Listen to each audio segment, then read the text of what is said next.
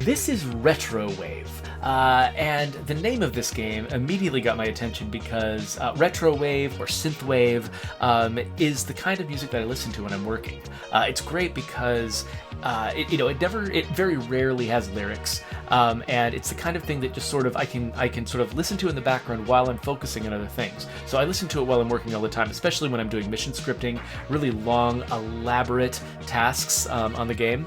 I'll listen to music like this, and so the fact that somebody made a game that was just all about chilling to synthwave music made me really happy. This game is a pretty low budget, small scale affair, which I appreciate. It was only $2. It actually reminds me a little bit of Autocrat's Madness. I'll put a card up for that when this goes on YouTube. But basically, it's just a very simple, straightforward game about driving, and it's not trying to be any more than that. And I kind of appreciate that, right? So let's just show how this thing works. Okay, so first thing I can do is I can select my car. So I've started with just the basic car, which is this like 80s hatchback, which is completely appropriate. I actually drove a car a lot like this when I was in college, and just actually when I got my first job as a game developer, I was still driving an old Mercury Tracer. So this is very appropriate. But I've got just enough money. The money is listed behind me right here, so you can't see it. But I've got $1,500. This next car is only $1,000, so I guess I'll buy it. Okay, yeah, so I bought the car. I can decide what color it is. I mean, I've got to go with orange, right? That's kind of my color. And it looks like once I've collected more money, I can buy stuff, except these things are all locked, even though I can afford them. So I wonder how I unlock them. That will be very interesting to learn about. Anyway, but that's the car. So I can decide if I want to do this on a one-way street, a two-way street, or looks like there's some other rules. I've already done a one-way street. Let's try a two-way street. And then I gotta pick a level here. Space Beach, Skyway. I like the names of these levels. I love this sunset though. This VHS era style sunset is kind of neat. Let's go Space Trip 1.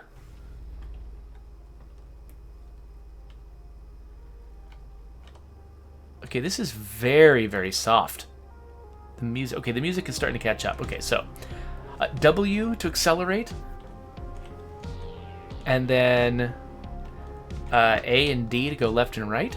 And this is kind of like Burnout in that you kind of get prizes for... Whoa! Oh, gah!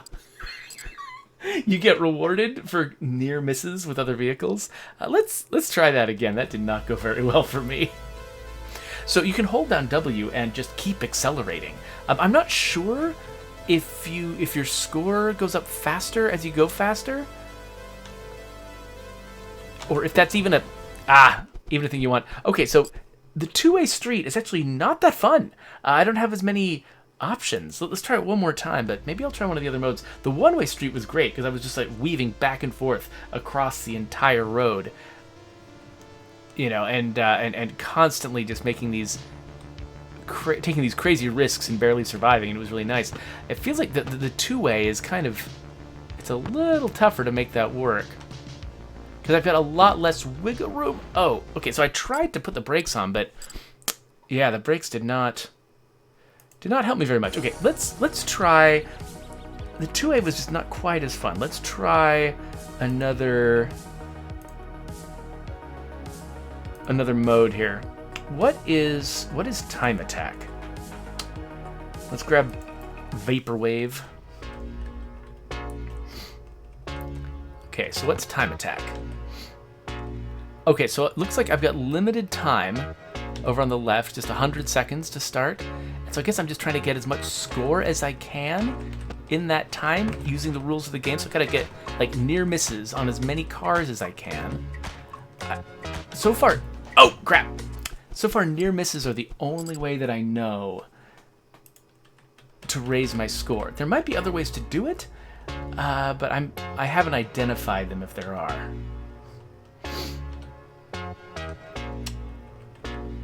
Can I? Nope, I can't. I thought I could squeeze it there, but apparently not. I'm gonna complete one of these, I promise. So the thing that's fun about this is I can imagine like turning on a YouTube video, something that's very narration heavy, and just listen to that while I'm slowing down. Ah, dang. When they're driving into phalanx like that, I really don't know what I'm expected to do. So it looks like the layout of the cars is random, because I feel like I'm seeing a different layout of cars every time.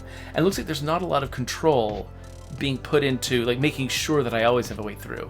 I should mention, by the way, that this game is in early access, so I think they're expecting eventually for it to be worth more than $2. But they're sort of basically only charging $2 now while it's very simple and small, and then as they grow it and improve it, I think they're planning on sort of increasing the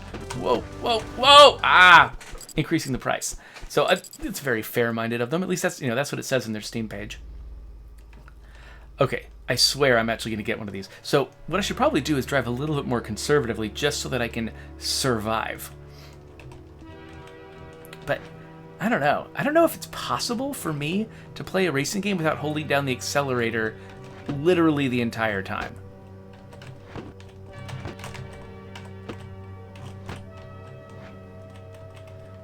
So I don't know if I've got the volume tuned in a way that you can actually hear it, but there is a little whoosh sound that happens every time I successfully pass by a car, do a near miss that earns me points.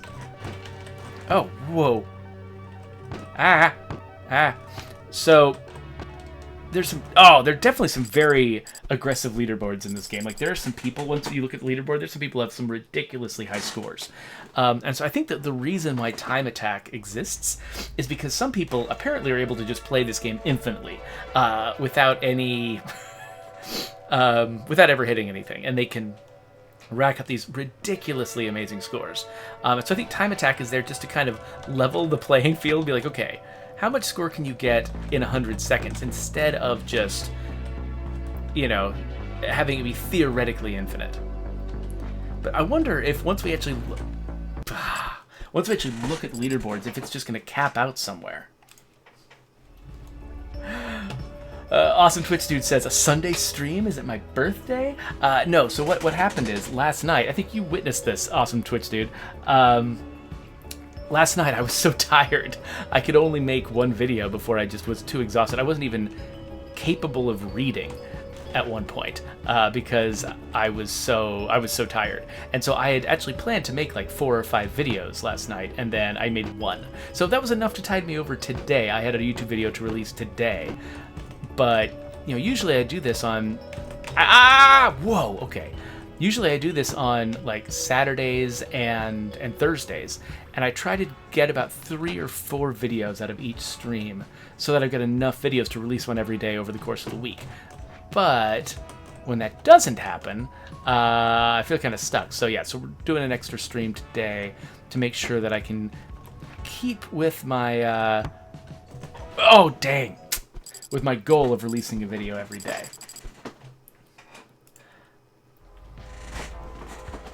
So I think I'll make this my last run on this level, because I do want to, explore some more of the variety out here.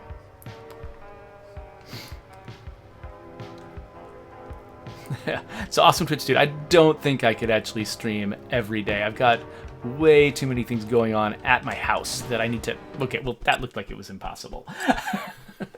I've got way too many things going on at my house to be able to do this all the time.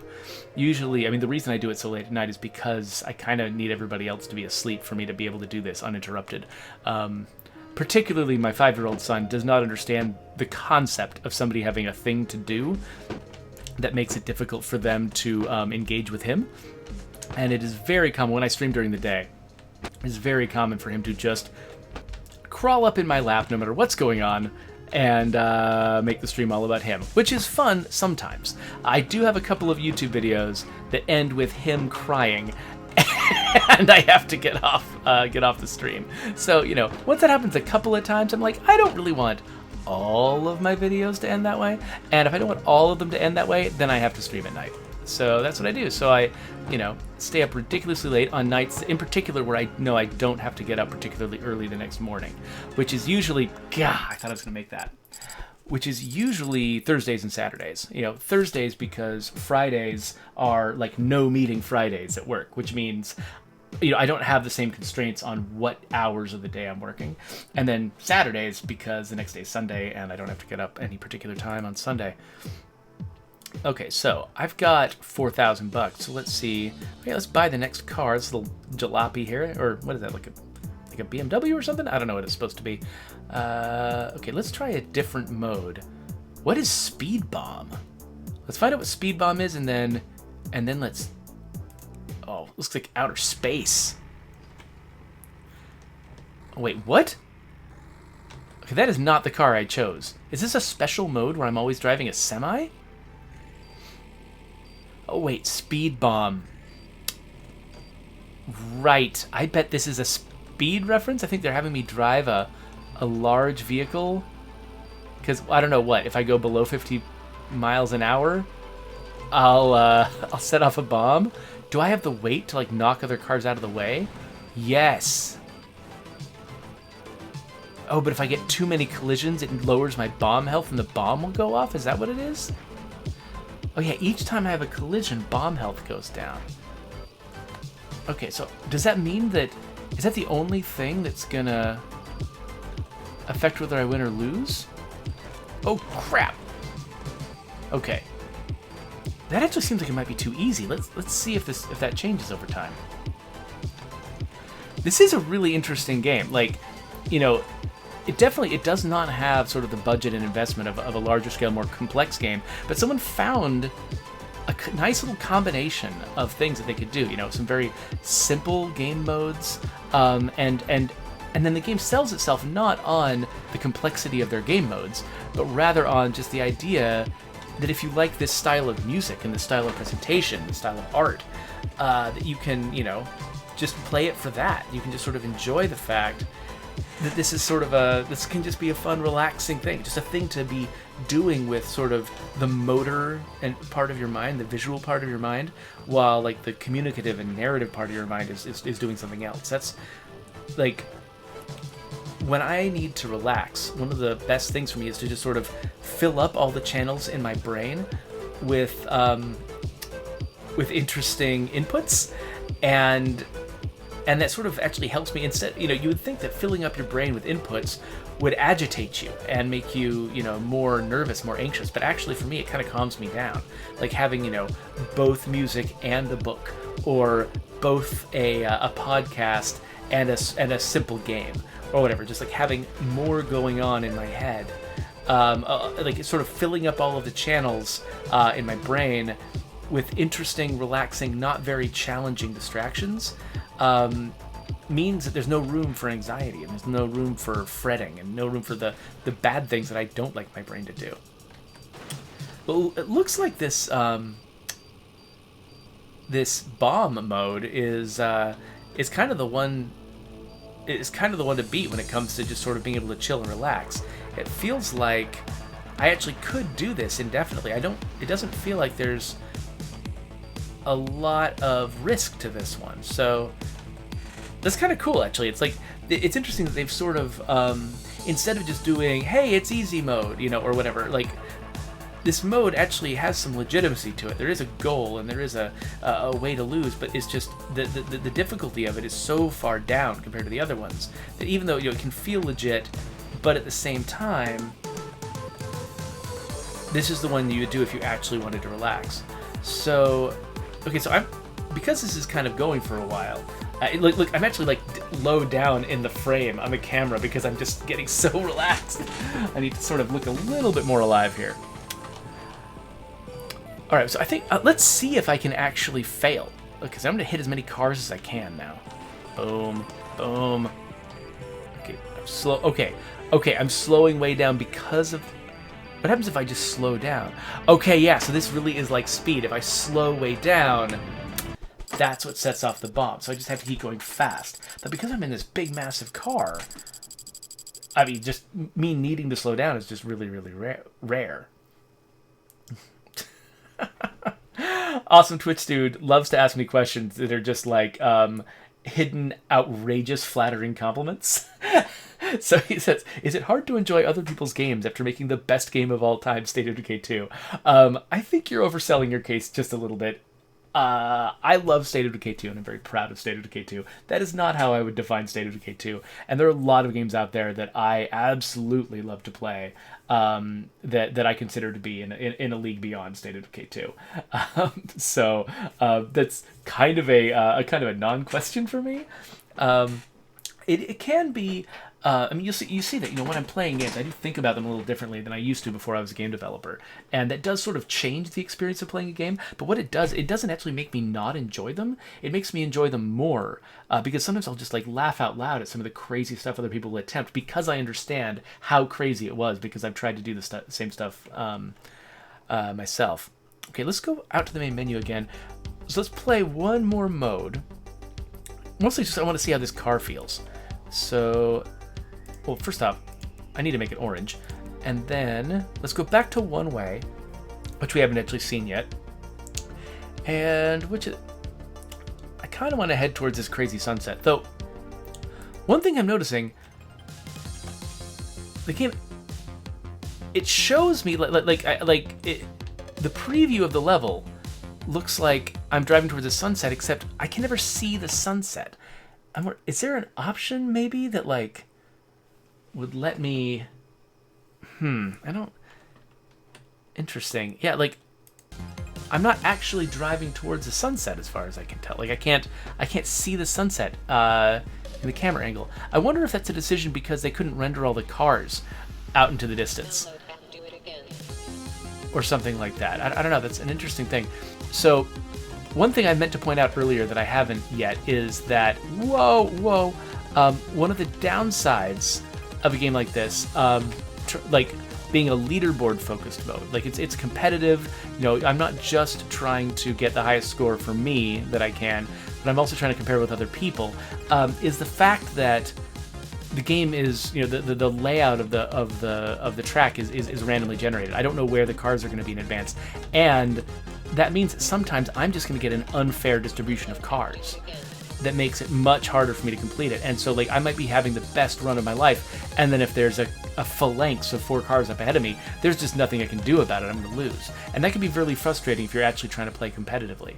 And so, I think, but if I were working on this game, probably one thing that I would consider doing is trying to come up with some way for, as the game is generating these vehicles, sort of look ahead to what the player is actually going to be encountering, what phalanxes of vehicles, what formations of vehicles the player is going to be encountering, and like that. I think that was kind of impossible. And try to make sure that it's not generating configurations of cars that are impossible to get through, which is that's a very complex problem to solve, and so it's understandable not to solve it, but at the same time, that's probably at least an ambition that I would have.